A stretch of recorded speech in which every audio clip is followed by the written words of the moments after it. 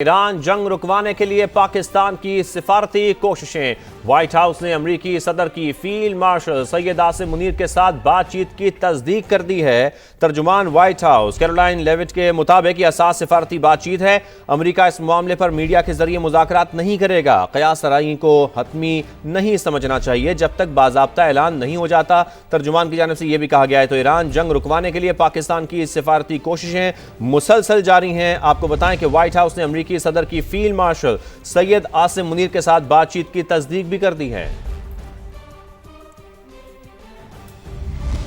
Iran और America के दरमियान मुज़ाकरात में पाकिस्तान के किरदार का मामला। वज़ीर आज़म शहबाज शरीफ की ज़ेर सदारत आला सतह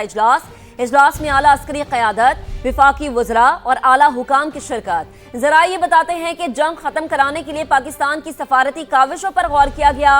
खलीजी जंग के तस्फिये के लिए पाकिस्तान में मुज़ाकरात की मेज़बानी पर गौर। नायब वज़ीर आज़म इसहाक डार की पाकिस्तान की सफारती काविशों पर ब्रीफिंग। वज़ीर आज़म की मुज़ाकरात की मुमकिना मेज़बानी के लिए ज़रूरी इक़दामात की हिदायत। इसी पर बात करेंगे, अपने नुमाइंदे उस्मान खान ने हमें ज्वाइन कर लिया है। उस्मान, बहुत अहम बैठक, क्या तफसील है? जी बिल्कुल, मामला बहुत अहम और हसास नौयत का है और पाकिस्तान का जो इस वक्त आलमी उफ़क़ पर किरदार है उसी मामले के ऊपर ये आला सतह का इजलास वज़ीर आज़म की ज़ेर सदारत हुआ है, जिसमें आला अस्करी क़यादत, वफ़ाकी वज़रा और आला हुकाम ने शिरकत की है। पाकिस्तान की इस वक्त जो सफारती कोशिशें हैं खलीजी जंग को ख़त्म कराने के लिए, उसके ऊपर मुशावरत भी की गई है और गौर भी किया गया है। इजलास में खलीजी जंग के तस्फिये के लिए पाकिस्तान में मुज़ाकरात की जो मेज़बानी का मामला है उसके ऊपर भी उसका जायज़ा लिया गया और नायब वज़ीर आज़म इसहाक डार की जानिब से पाकिस्तान की जो अब तक की सफारती कोशिशें हैं उसके ऊपर शुरा को ब्रीफ किया गया है। वज़ीर आज़म शहबाज शरीफ ने मुज़ाकरात की जो मुमकिन मेज़बानी है, अगर वो ऐसा मौका आता है तो उसके लिए जो भी इक़दाम करने पड़ेंगे उसके लिए वज़ीर आज़म ने हिदायत की है कि ज़रूरी इक़दाम किए जाएँ और पाकिस्तान खित्ते में अमन इस्तेहकाम के लिए सफारती कोशिशों को जारी रखेगा। वज़ीर आज़म ने इस अज़म का इजहार किया है। जो ब्रीफिंग दी गई है उसमें नायब वज़ीर आज़म ने शुरा को बताया कि मिस्र, तुर्की और दीगर ममालिक के वज़राए ख़ारिजा के जो राब्ते हुए और जो मुशावरत हुई है उस हवाले से आगाह किया गया। वज़ीर आज़म ने भी कहा है कि अफ्रीकैन के रज़ामंद होने की सूरत में पाकिस्तान मुज़ाकरात के लिए तैयार है। तनाज़े के हल के लिए पाकिस्तान के कलीदी किरदार को आलमी सतह पर तस्लीम करना खुशाइंद है और इसी हवाले से वज़ीर आज़म जो है आज ऐवान सदर भी जाएंगे और वहाँ पर सदर आसिफ अली ज़रदारी से मुलाकात होगी, जिसमें तमाम तर सूरत हाल का तफसील से जायज़ा लिया जाएगा और मुशावरत की जाएगी। बिल्कुल सही है, इस पर आप तफसीलन आगाह कर रहे थे। हमें ज्वाइन कर चुके हैं senior rank person Nadeem Malik साहब भी, उनको शामिल गुफ्तगू करते हैं। नदीम साहब, पाकिस्तान की सिफारती कोशिशें तो हम देख रहे हैं कि मुसलसल जारी है, लेकिन इन मुज़ाकरात में पाकिस्तान का किरदार कितना अहम साबित हो सकता है, क्या समझते हैं आप? देखिए, पाकिस्तान ने इस तमाम तनाज़े में एक जो पाकिस्तान की बहुत ही कलीदी हैसियत है उसके अंदर एक और मुनफरद बात यह है कि पाकिस्तान ईरान से भी बात कर सकता है, अरब ममालिक से भी बात कर सकता है, सऊदी अरब के साथ हमारा डिफेंस पैक्ट है और बाकी भी जितने रीजनल कंट्रीज हैं जिसमें यूएई है, कतर है, बहरीन है, ओमान है, उनसे हमारे बहुत अच्छे मुरासम है। इसी तरीके से अमेरिका के साथ पाकिस्तान के ताल्लुकात बहुत अच्छे हैं, बल्कि ट्रंप इंतजामिया जो है वो तो बेशतर मौके के ऊपर कोई भी इवेंट होता है तो उसमें वो त्यारे गिरने का जब भी वाक़या जिक्र करते हैं तो उसमें पाकिस्तान के वज़ीर आज़म का भी और फील्ड मार्शल का भी ट्रंप साहब बार बार नाम लेकर जिक्र करते हैं। तो ये जो मुनफरद हैसियत है पाकिस्तान की इस वक्त के हम तमाम रीजनल प्लेयर से बात कर सकते हैं, उसका सबसे बेहतरीन इस्तेमाल यही है कि इस जंग को आगे फैलने से रोकने के लिए पाकिस्तान एक मौसर किरदार अदा करे और ना सिर्फ अमेरिका और ईरान के दरमियान बातचीत का रास्ता खोला जाए, इसके साथ ही साथ जो अरब ममालिक हैं, खास तौर पर सऊदी अरब और ईरान की अगर कोई बैक चैनल के साथ इनके ताल्लुकात के अंदर बेहतरी लाने की पाकिस्तान कोशिश कर सकता है तो वो भी एक बहुत ही अहम और बहुत ही कामयाब सफारतकारी होगी। इस्लामाबाद के अंदर बैठ के ना सिर्फ अमेरिका और ईरान के मुज़ाकरात हो रहे हों बल्कि on the side lines Pakistan एक एडिशनल रोल अदा करे और अरब ममालिक और ईरान के ताल्लुकात में जो बहुत तलखी है उसमें भी कमी लाने की कोशिश करे तो पाकिस्तान का रोल निखर कर पूरी दुनिया के सामने आ जाएगा कि पाकिस्तान अपने दोस्त ममालिक और ब्रादर मुस्लिम कंट्रीज के दरमियान जो ताल्लुकात की बेहतरी और जंगों के खात्मे और अमन लाने के लिए क्या किरदार अदा कर सकता है। तो पाकिस्तान की अहमियत उससे उजागर होकर दुनिया के सामने आएगी। बिल्कुल मलिक साहब, अब इस बात के बारे में भी कोई शक नहीं रह गया ना कि पाकिस्तान तो हमेशा से अमन ही चाहता है और अगेन पाकिस्तान फिर से हॉट फेवरेट बना हुआ है पूरी दुनिया के लिए। फाइनेंशियल टाइम्स हो जाए, रॉयटर्स हो जाए, इस बात का दावा कर रहे हैं कि पसे पर्दा बैक चैनल्स पे जो राबते हुए हैं उसमें पाकिस्तान का या इस्लामाबाद का हम कह सकते हैं बहुत बड़ा किरदार है। तो अब आपको क्या लगता है, अल्लाह करे कि ऐसा हो जाए क्योंकि खित्ते की बेहतरी के लिए भी यही ज़रूरी है कि ये जंग थम जाए। आपको लगता है कि ईरान की तरफ से जो लीडरशिप अब है वो कुछ शराइत रखेंगे सामने और उन शराइत को मनवाने की कोशिश की जाएगी और अमेरिका उन शराइत को मानेगा? دیکھیے ایک چیز تو ایران کو یقیناً منوانی چاہیے، وہ یہ ہے کہ یہ جون میں انہوں نے وہ آپریشن مڈ نائٹ ہیمر کے نام سے اسرائیل اور امریکہ نے دونوں نے مل کے ایران کی ایٹمی تنصیبات کے اوپر حملہ کیا تھا، تو جون کے بعد اب دوبارہ حملہ کرنے چلے گئے۔ اس وقت انہوں نے دعویٰ کیا تھا ہم نے اس کا ایٹمی پروگرام تباہ کر دیا، اب ایران ایٹمی ہتھیار نہیں بنا سکتا۔ اب ٹرمپ صاحب نے پھر اور اسرائیل نے پھر دعویٰ کر دیا کہ وہ ایٹمی ہتھیار بنانے والا تھا، ہم نے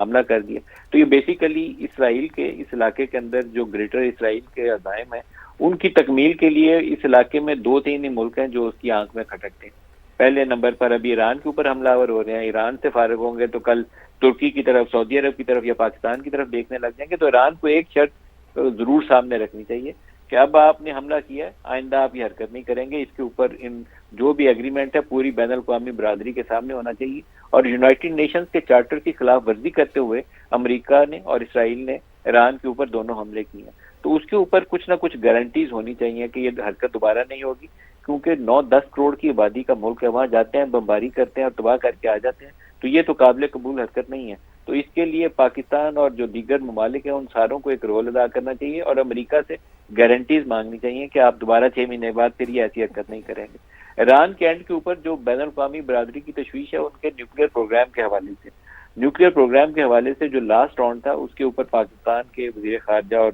نائب وزیر اعظم یا اسحاق ڈار صاحب انہوں نے جو چیز بیان کی تھی اس کے مطابق چائنا، امریکہ اور ایران کے درمیان براڈلی ایک انڈرسٹینڈنگ ڈیولپ ہو گئی تھی کہ جو نیوکلیئر انریچمنٹ کا ان کا پروگرام ہے اس کو وہ بہت ایڈوانس لیول پہ نہیں لے کے جائیں گے، بلکہ بالکل بیسک جو سول نیوکلیئر یوز کے لیے ان کی ریکوائرمنٹ ہے 3.67% انریچمنٹ، وہاں پہ اس کو فریز کر دیا جائے گا۔ تو اس کے اوپر ایک انڈرسٹینڈنگ ایران کو کر لینی چاہیے، لیکن بیونڈ دیٹ اس کو اپنے تحفظ کے لیے، اپنی سالمیت برقرار رکھنے کے لیے جو میزائل چاہیے، جو دوسرا اکوپمنٹ چاہیے، اس کے اوپر کوئی شرائط نہیں عائد ہونی چاہیے۔ یہ تو ہر ایک آزاد ملک کا حق ہے، اپنے دفاع کے لیے جو ہتھیار اس کو چاہیے وہ لے سکتا ہے، وہ ایران کو بھی اتنا ہی حق حاصل ہے۔ اور ندیم صاحب اب تو جیسے کہ ہم بات کر رہے ہیں اور یہ سوال بھی مہک نے کیا، اس کے دوران ہم یہ بھی دیکھ رہے ہیں کچھ خبریں ایرانی میڈیا کی طرف سے یہ سامنے بھی آ رہی ہیں کہ کچھ اسٹریٹجک شرائط انہوں نے پیش کی ہیں ایران نے، جس میں کچھ اہم باتیں جیسے کہ آپ بھی ذکر کر رہے ہیں کہ سب سے پہلے تو ایک تو جنگ دوبارہ شروع نہ کی جائے، پھر خطے میں جو موجود امریکی فوجی اڈے ہیں ان کی بندش کی بات بھی کی گئی ہے، اور پھر خاص طور پر جب آبنائے ہرمز کی بات ہو رہی ہے تو اس حوالے سے بھی کنڈیشن سامنے آئی ہے کہ ایک نیا قانونی نظام نافذ ہونا چاہیے اس کے لیے۔ جو دو چیزیں ہیں، ایک تو جو عرب ممالک ہیں وہ جنہوں نے اڈے دے رکھے ہیں امریکہ کو، وہ شاید خود بھی وہ اڈے خالی کروانے کے موڈ میں نہیں ہے، یہ والی بات شاید ایران کی جو ہے وہ کوئی کنسیڈر نہیں کرے گا، امریکہ بھی نہیں مانے گا، کیونکہ اس میں جو واٹر ویز ہیں وہ بین الاقوامی تجارت کے لیے، خاص طور پر آئل کی تجارت کے لیے بہت اہمیت کے حامل ہے۔ تو ایران اس کو مطالبے کے طور پر تو سامنے رکھ سکتا ہے، لیکن ماننے گا کوئی نہیں، کیونکہ جو علاقے کے ممالک ہیں وہ خود جنہوں نے اڈے دے رکھے ہیں وہ خود خالی کروانے پہ تیار نہ ہوں گے، تو دوسرا کیسے کوئی زبردستی کر سکتا ہے۔ جو اسٹریٹ آف ہارمز ہے اس کے حوالے سے ایران کے پاس ایک بہت ہی لیوریج موجود ہے اور بڑا پاورفل پوزیشن میں ہے ایران۔ ابھی بھی جو پورا بین الاقوامی اکنامک کرائسس ہے اس کے اندر وہ اسٹریٹ آف ہارمز کی بندش جو ہے اس نے ایک پوری دنیا کے اندر بھونچال پیدا کر دیا ہے انرجی مارکیٹ کے اندر۔ تو لگتا یہ ہے کہ ایران کی آئندہ کے لیے اسٹریٹجی ہوگی کہ وہ مینج کرے اس تمام ٹریڈ کو جو اسٹریٹ آف ہارمز سے گزرتی ہے، اس کے اوپر وہ کوئی لیوی بھی لگا سکتے ہیں، لیکن اس کی اجارہ داری ایران اپنی برقرار رکھنا چاہے گا۔ امریکہ اس چیز سے یقیناً گریز چاہے گا۔ کل بھی ٹرمپ نے کہا ہے کہ ابنائے ہرمز کا جو کنٹرول ہے وہ ایران اور امریکہ مشترکہ طور پر سنبھال سکتے ہیں۔ ایران اس پہ کبھی امادہ نہیں ہوگا، ایران کا وہ علاقہ ہے، ایران کہے گا یہ ہمارا علاقہ ہے، آپ کون ہو بھائی یہاں سے نکلو۔ تو یہ ایک تنازع ہوگا جس کو سارٹ آؤٹ کرنے کے لیے دونوں کو بیٹھ کے مذاکرات کرنے چاہیے، اور پاکستان، سعودی عرب، ترکی، قطر، ان سارے ممالک کو رول ادا کرنا چاہیے کہ کوئی ایک جو ایکسیپٹیبل ایگریمنٹ ہے جس سے بین الاقوامی تجارت بھی چلتی رہے اور ایران کے مفادات کا تحفظ بھی ہو، اس کی روشنی میں ایک ایگریمنٹ جو ہے وہ اس کو اپنی شکل دی جا سکے۔ ایگزیکٹلی ملک صاحب، بڑا ضروری ہے یہ، کیونکہ ہم پہلے دیکھتے تھے کہ خطے میں جب کوئی جنگ ہوتی تھی تو یا تو ٹرکی کی طرف دیکھا جاتا تھا یا پھر قطر کی طرف دیکھا جاتا تھا۔ الحمدللہ ہمارے لیے تو بڑا ایک اچھا سائن ہے کہ اسٹریٹجیکلی جو ہے وہ ہماری اہمیت بہت زیادہ اب دنیا میں بڑھ گئی ہے، کیونکہ ظاہری سی بات ہے کہ امریکہ نے بھی ہماری طرف دیکھا اور پھر ایران نے بھی ہم پہ ٹرسٹ کیا ہے۔ مجھے یہ بتائے گا کہ امریکی صدر ڈونلڈ ٹرمپ کیا مس کیلکولیٹ کر گئے ایران کی پاور کو؟ انہیں یہ لگ رہا تھا کہ